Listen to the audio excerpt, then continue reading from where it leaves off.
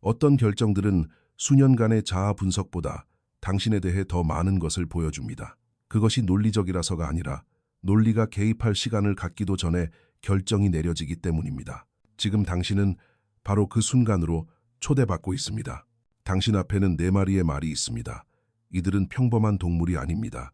저마다 다른 에너지와 존재감, 그리고 서로 다른 감정의 무게를 지니고 있습니다. 머리로 색깔이나 의미, 혹은 이야기를 비교하려고 하기 전에 잠시 멈추십시오. 숨을 한번 깊게 들이마시세요. 그리고 그저 눈길이 머무는 곳을 바라보십시오. 설명할 수는 없지만 조용히 당신을 끌어당기는 말이 무엇인지 느껴보십시오. 이것은 중요합니다. 생각하지 마십시오. 분석하는 순간 당신은 이 테스트가 밝혀내고자 하는 진실에서 멀어지게 됩니다. 심리학자 칼 융은 상징이 무의식에 직접적으로 말을 건넨다고 믿었습니다. 우리가 스스로를 말로 설명하는 법을 배우기 훨씬 전부터 우리의 내면 세계는 이미 이미지와 본능, 그리고 감정을 이해하고 있었습니다. 무의식은 언어로 소통하지 않습니다. 그것은 끌림과 불편함, 호기심, 그리고 공명으로 소통합니다. 당신이 끌리는 그 말은 우연한 선택이 아닙니다. 그것은 당신이 인지하고 있든 그렇지 않든 현재 당신의 삶을 형성하고 있는 지배적인 심리적 힘을 반영합니다. 많은 사람들이 더 많이 생각하고, 더 많이 읽고, 더 많이 질문하며 자신을 이해하려 수년을 보냅니다. 하지만 가장 정확한 통찰은 우리가 그 반대로 행동할 때, 즉 정당화 없이 선택하도록 자신을 내버려 둘 때 떠오르곤 합니다. 이 테스트가 효과적인 이유는 이성적인 사고를 우회하여 더 깊은 곳에 닿기 때문입니다. 말들을 바라볼 때 당신은 평온함이나 긴장감, 친숙함 혹은 저항감을 느낄 수도 있습니다. 이러한 반응을 억지로 고치려 하지 마십시오. 저항감 자체도 의미가 있습니다. 때로는 편안하게 느껴지는 것이 아니라 지금 우리에게 꼭 필요한 것에 끌리기도 하기 때문입니다. 선택을 마쳤다면 그 이미지를 마음속에 간직하십시오. 서두르지 마십시오. 각각의 말은 본능, 감정, 자유, 그리고 내면의 힘과의 서로 다른 관계를 상징합니다. 어느 것이 더 낫거나 나쁜 것은 없습니다. 그저 영혼이 생존하고 적응하며 성장하는 서로 다른 방식을 보여줄 뿐입니다. 이것은 당신의 미래를 예측하거나 성격에 라벨을 붙이는 것이 아닙니다. 지금 당신의 내면에서 어떤 힘이 봐달라고 요청하고 있는지 알아보는 과정입니다. 융은 이 과정을 개성화라고 불렀습니다. 역할과 기대, 두려움 아래에 있는 진정한 당신이 서서히 드러나는 과정 말입니다. 이제 당신이 선택한 말이 무엇을 상징하는지 알아보겠습니다. 자신을 즉시 알아볼 수도 있고 마음이 불편해질 수도 있습니다. 두 반응 모두 타당합니다. 자기 이해가 항상 편안한 것은 아니지만 그것은 언제나 정직합니다. 시작하기 전에 한 가지만 약속하십시오. 마음을 열어두세요. 당신이 곧 발견하게 될 것은 이미 당신이 깨닫지 못한 사이에 당신의 결정에 큰 영향을 미치고 있을지도 모릅니다. 이제 첫 번째 말을 만나보겠습니다. 만약 당신이 첫 번째 말을 선택했다면 당신은 본능과 깊게 연결되어 있습니다. 원시적인 의미가 아니라 지극히 인간적인 의미에서 그렇습니다. 이 말은 가공되지 않은 심리적 에너지를 상징합니다. 설명하기 전에 반응하고 정당화하기 전에 느끼며 망설이기 전에 움직이는 당신의 일부분입니다. 이 말에 끌리는 사람들은 종종 감정과 매우 가까이 지냅니다. 당신은 열정, 분노, 욕망, 열광, 좌절 같은 감정을 강렬하게 느낄 것입니다. 이러한 감정들은 약점이 아닙니다. 그것은 신호입니다.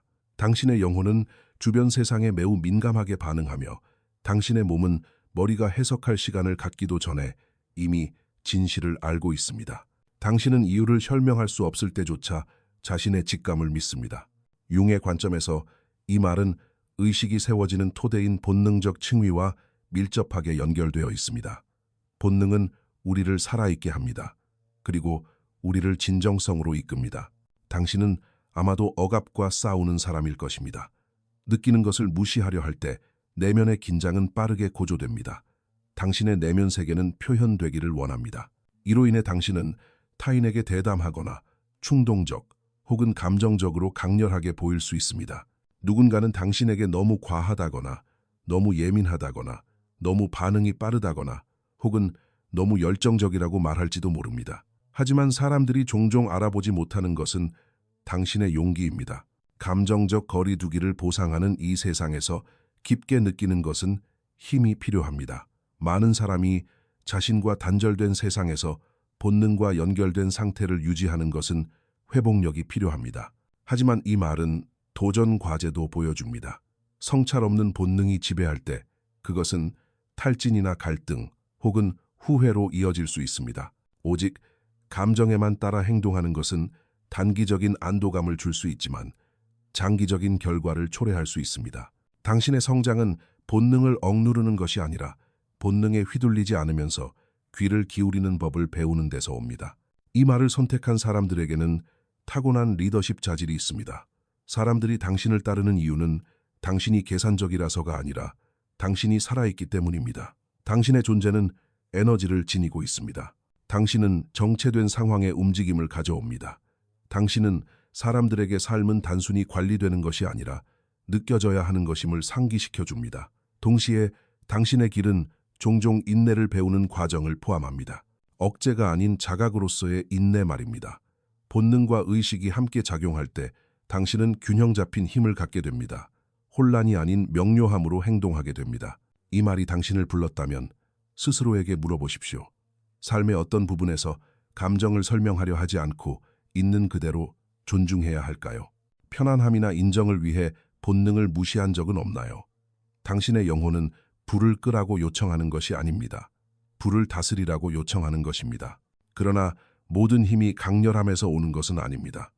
어떤 내면의 힘은 침묵과 깊이 그리고 고요 속에서 자라납니다. 그 대조를 이해하기 위해 이제 두 번째 말로 넘어가 보겠습니다. 만약 두 번째 말이 당신의 주의를 끌었다면 당신의 내면 세계는 다른 사람들보다 조용하지만 결코 비어있지 않습니다. 이 말은 깊이와 성찰, 그리고 반응하기보다 관찰하는 데서 오는 심리적 힘을 상징합니다. 당신은 감정을 밖으로 드러내기 훨씬 전에 내부적으로 삶을 처리하는 사람입니다. 이 말과 연결된 사람들은 세상 속에서 신중하게 움직이는 경향이 있습니다. 당신은 말하기보다 듣습니다. 당신은 타인이 간과하는 세부사항, 말투의 변화, 감정의 저류, 말하지 않은 긴장을 알아차립니다.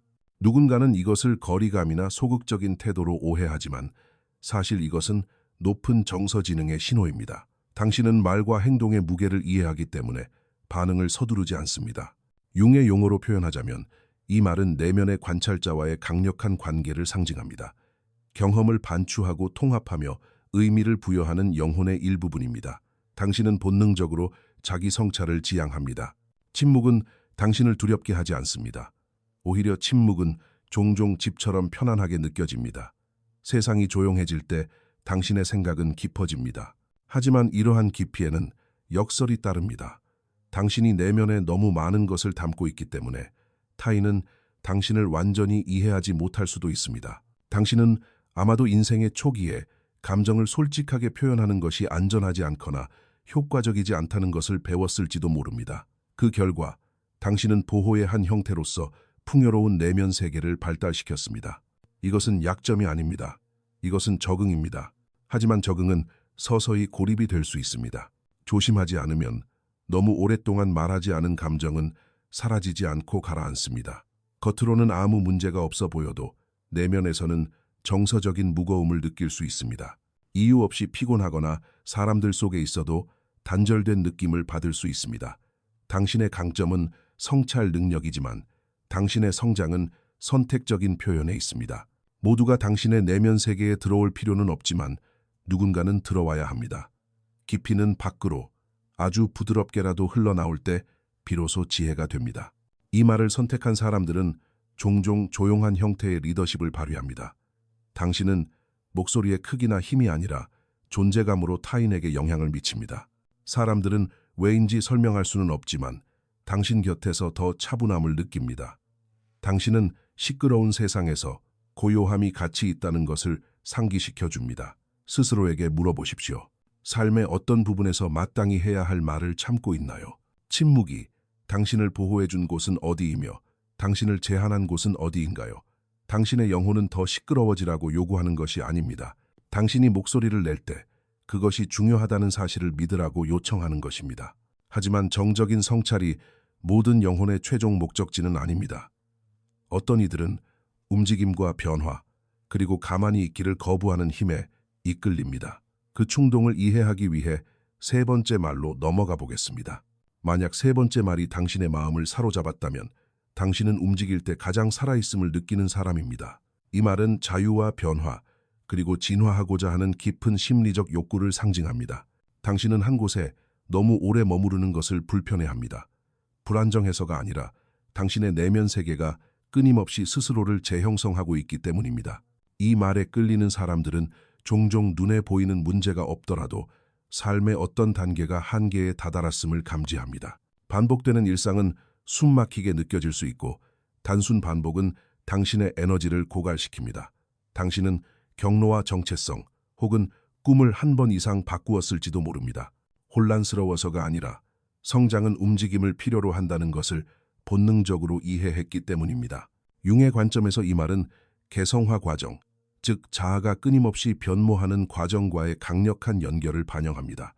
당신은 고정된 라벨보다는 가능성에 더 끌립니다. 당신은 나는 누구인가라고 묻기보다 나는 어떤 존재가 되어가고 있는가에 더 관심이 많습니다. 이렇게 미래를 지향하는 영혼은 발견과 도전, 그리고 갱신을 통해 번성합니다. 하지만 자유에 대한 갈망에는 그림자도 있습니다. 끊임없는 움직임은 때로 회피를 가릴 수 있습니다. 변화가 너무 빠르게 일어날 때 그것은 해결되지 않은 감정이나 불편한 진실로부터 도망치는 수단이 될 수 있습니다. 당신은 정체를 두려워할지 모르지만 당신이 진정으로 두려워하는 것은 더 이상 맞지 않는 자신의 모습에 갇히는 것입니다. 이 말을 선택한 사람들은 종종 인내심을 갖는데 어려움을 겪습니다. 규율이 부족해서가 아니라 기다림이 마치 멈춰 있는 것처럼 느껴지기 때문입니다. 그러나 어떤 변화는 펼쳐지기 전에 고요함을 필요로 합니다. 언제 움직이고 언제 멈춰야 할지를 배우는 것은 당신에게 중요한 교훈입니다. 당신의 강점은 적응력에 있습니다. 당신은 빠르게 회복합니다. 당신은 용기를 가지고 자신을 재창조합니다. 다른 사람들이 익숙함에 매달릴 때 당신은 더 이상 도움이 되지 않는 것을 기꺼이 뒤로 하고 떠날 수 있습니다. 이것은 당신을 영감을 주는 사람으로 만들지만 동시에 외롭게 만들 수도 있습니다.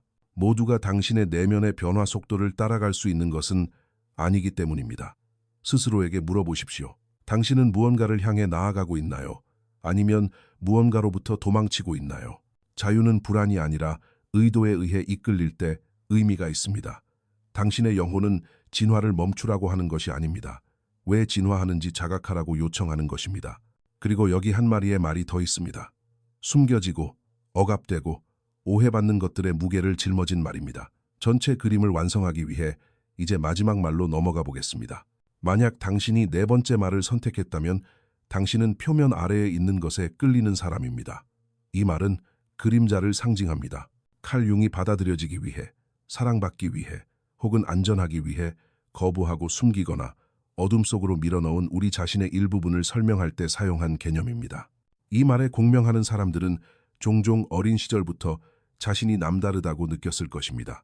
당신은 당신의 강렬함, 예민함, 분노, 야망, 혹은 독립심 같은 특정한 특성들이 타인에게 환영받지 못한다는 것을 감지했을지도 모릅니다. 시간이 지나면서 당신은 이런 부분들을 숨기는 법을 배웠습니다. 그것들이 잘못되었기 때문이 아니라 너무 강력했기 때문입니다. 사회가 쉽게 이해할 수 없는 것들을 우리는 숨기도록 강요받곤 합니다. 그림자는 악한 것이 아닙니다. 단지 무의식적인 것일 뿐이며 그 안에는 거대한 힘이 살고 있습니다. 이 말을 선택했다는 것은 당신이 아직 완전히 자신의 것으로 받아들이지 못한 능력을 지니고 있음을 시사합니다. 당신이 과소평가하는 재능, 주장하기를 주저하는 경계, 혹은 표현하기를 피하는 진실이 있을 수 있습니다. 종종 이것들을 인정하면 관계나 역할 혹은 정체성의 변화가 필요하기 때문에 회피하게 됩니다. 그림자는 무시될 때 더 무거워지고 이해될 때 더 가벼워집니다. 융의 관점에서 그림자의 통합은 다른 사람이 되는 것이 아닙니다. 온전해지는 것입니다. 불편하고 모순적이며 강렬하게 느껴지는 당신의 그 부분들은 성장의 장애물이 아닙니다. 그것들은 관문입니다. 당신이 억누르는 것은 사라지지 않습니다. 기다립니다. 그리고 그것이 무의식적으로 드러날 때 종종 갈등이나 자기 파괴 혹은 타인에게 투사하는 형태로 나타납니다. 당신은 특정 사람들에게 강한 감정적 반응을 보일 수 있습니다. 짜증, 동경, 질투 혹은 비판은 모두 그림자의 재료를 가리키는 단서가 될 수 있습니다. 이러한 반응은 실수가 아니라 거울입니다. 당신이 자신에게서 부정하거나 되찾고 싶어하는 자질들을 보여줍니다. 이 말에 끌리는 사람들은 종종 깊은 회복력을 지니고 있습니다.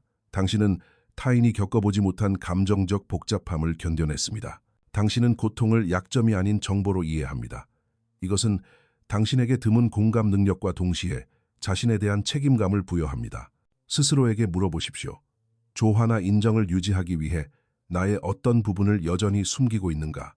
내가 온전히 보여지도록 허락한다면 어떤 일이 일어날까?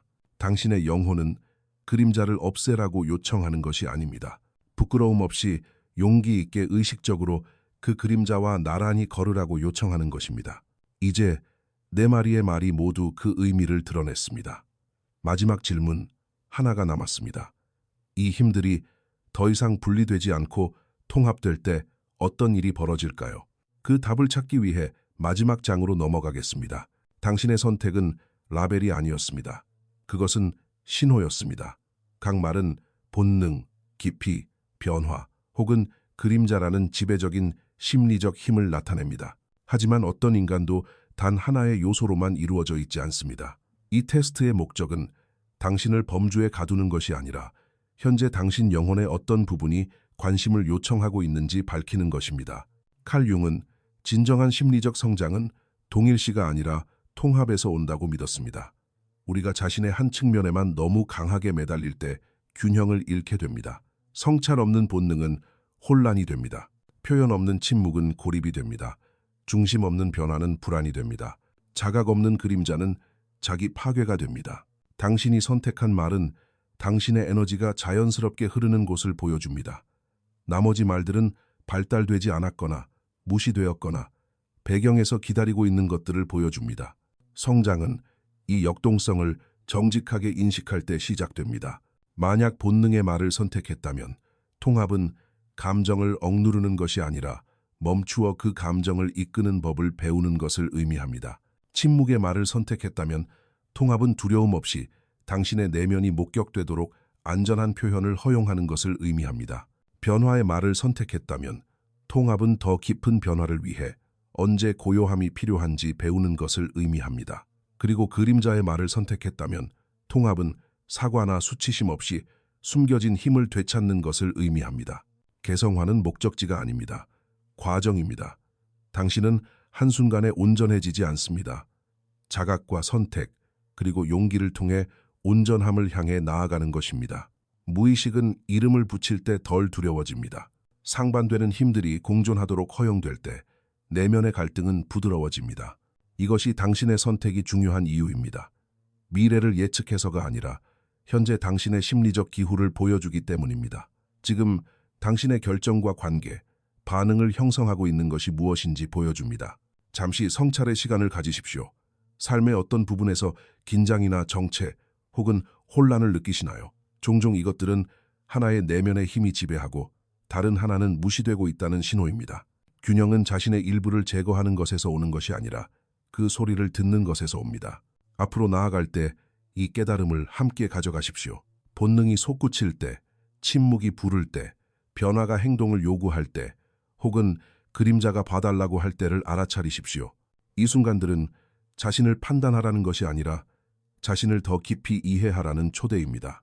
이 성찰이 당신에게 울림을 주었다면 댓글로 당신이 어떤 말을 선택했는지 공유해 주세요. 당신의 선택이 다른 누군가가 자신의 내면의 진실을 깨닫는 데 도움이 될 수도 있습니다.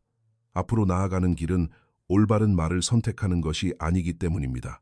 의식과 존중을 가지고 그 모든 말을 타는 법을 배우는 것입니다.